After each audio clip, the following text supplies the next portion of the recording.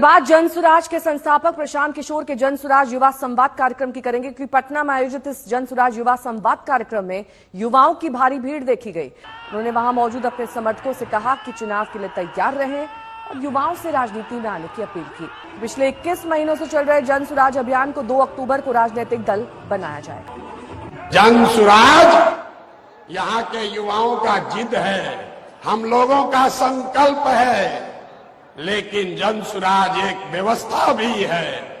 वो व्यवस्था जिसमें गरीब से गरीब घर का बच्चा अगर आकर समाज के लिए, बिहार के लिए कुछ करना चाहता है, समाज और राजनीति में सुधार के लिए, अपने बच्चों के भविष्य के लिए कुछ करना चाहता है, तो आपको पैसे का चिंता नहीं करना है, जाति का चिंता नहीं करना है, चुनाव लड़ने और जीतने का चिंता नहीं करना है। वो चिंता जन सुराज को अपने भाई, अपने बेटे प्रशांत किशोर पर छोड़िए।